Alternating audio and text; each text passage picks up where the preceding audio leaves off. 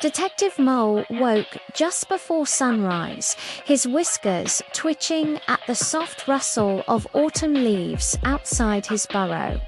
His fur was still dusty from yesterday's pile of notes, sketches of footprints, crumpled nut wrappers, and suspicious paw prints that might belong to a squirrel or something more mysterious. Today, the Great Oak stores had been hit with a baffling crime. Hundreds of acorns had vanished overnight. And so, Detective Mole, famous in Woodland Hollow for his magnifying glass spectacles and impeccable nose for clues rolled out of his blanket of lichen, and got to work. He stretched, yawned, and polished his little mole-sized fedora, settling it just so on his head. His mission was clear: find the missing acorns.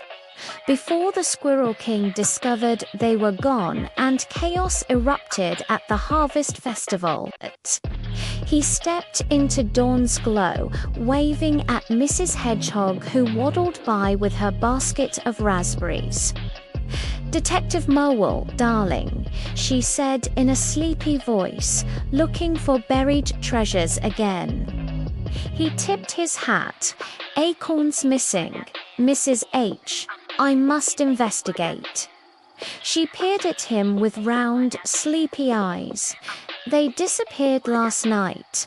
But I thought it was just the wind, you see." Detective Mole sniffed. "Wind doesn't leave tracks, but someone does."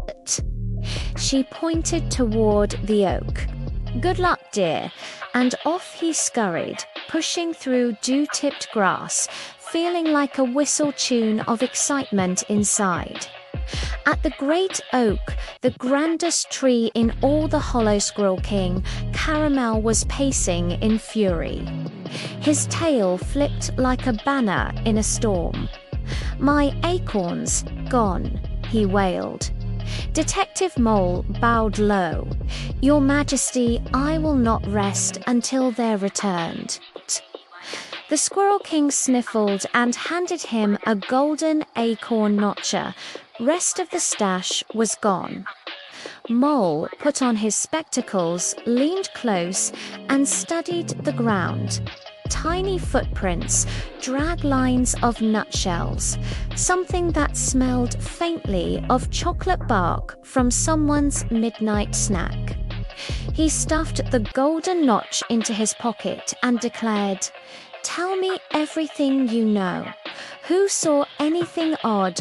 Squirrel King Caramel scratched his ear. "Well, I heard squeaks in the night. Then the acorn pile was lighter. That's all, Detective." Mole made notes in his little notebook. Careful handwriting, squeaks, midnight oak. He began at the footprint trail. Tiny, quick prints scuttled down the moss and around the tree roots into the woods. Side by side, he followed the clues, sniffing the chocolate bark smell. It grew stronger near the old toadstool circle. There, he found a half-eaten mushroom shimmering with blue spots and a tiny bootlace tangled around it, he thought.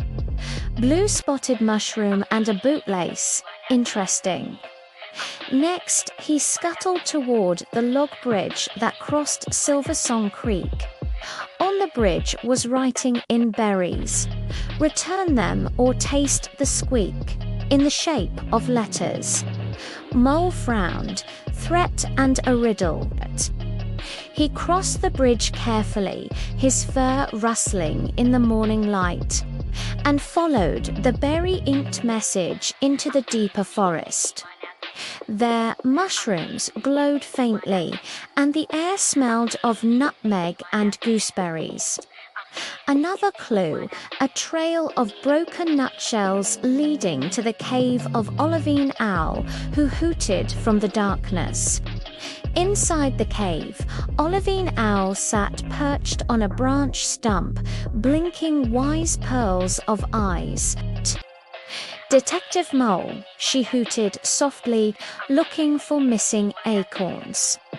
Mole nodded. The owl fluffed her feathers. "I heard every rustle and scratch last night." A creature passed swiftly, humming a tune like a lullaby but wrong, like it was twisted. I saw Bright Eyes retreat under the bramble patch near the hilltop. Mole thanked her, making notes, humming, "Bramble patch." Hilltop, he offered her some leftover nut crumb as thanks, very polite, and scampered out into the morning's deepening light. As the sun warmed the forest, Mole arrived at the hilltop bramble patch. Bristles were sharp, and thorns twitched like watchful fingers. He wriggled inside. The ground was littered with stray acorn husks and chocolate bark, and in the middle sat a creature tied in shoelaces of violets and Blueberry's blue cap, the weasel, who gulped acorns with guilty eyes wide as beetles. He held a tiny flute shaped of daisy stems. His whiskers quivered. Detective Mole cleared his throat. "Blue Cap, I have followed your breadcrumb trail chocolate bark, bootlace, that weird lullaby tune. You stole the acorns." Blue Cap blinked, sniffling. I did," he mumbled. "But you see, I only borrowed them. My family's cave was flooded. We had nothing to store for winter. I heard you were the detective, the kindest mole in all the hollow. I tried to take only a few, but then I panicked and took more. I meant to return them. I tried, but I was too scared." Blue Cap's eyes filled with tears. Detective Mole's whiskers drooped. He thought of Squirrel King Caramel's despair, of villagers saving for winter, of the weasel family shivering without store. He had to solve this so no one got punished unfairly. He sat beside Blue Cap and held a paw to his small shoulder. "We can fix this. Honesty matters, but compassion matters more." They worked together. Blue Cap retrieved buried acorns from his hideaway, while Mole carried some back to the great oak, arranging them next to the golden acorn notch. The Squirrel King glowered at the first, but then saw Blue Cap emerging timidly from the bramble, coat-torn eyes soft. Mole addressed the crowd-gathered drabbits, hedgehogs, field mice, all watching with wide eyes. He told the truth. Blue Cap took the acorns for survival. He was afraid, but he returned them when he realized he was wrong. We must forgive and help. A hush fell, then Caramel the Squirrel King stepped forward, tail fluffing uncertainly. He saw how Blue Cap's whiskers shook.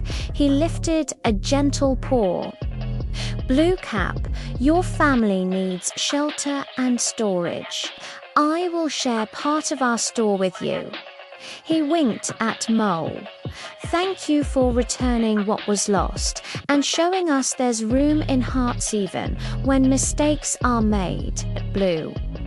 Cap's eyes glowed. He hurried to help rearrange acorns, returning what he could and offering help gathering more. The woodland creatures cheered, and the great oak shone in golden afternoon light, its branches shimmering with forgiveness and unity. Detective Mole felt a warmth curl in his heart. Mystery solved, acorns returned, friendship renewed. Before the harvest festival that evening, he addressed everyone Kindness is as important as justice. Helping friends and former troublemakers makes our hollow stronger. The friends nodded, acorn baskets full, tails high. That night, under lanterns strung from branches, the harvest festival twinkled. Acorn pies were baked, songs were sung, and Blue Cap danced, escorted by Squirrel King Carmel, laughter echoing through the clearing. Detective Mole watched, quietly pleased. He'd solved the case not just by finding acorns, but by uncovering truth, showing forgiveness, and filling the hollow with kindness. As the moon rose, Mole tucked his notebook and his precious golden acorn notch back into his pocket, tiptoed home under starlit leaves, and yawned contentedly. Sometimes the most mysterious case isn't about stolen treasures, it's about opening hearts and helping others find their way home.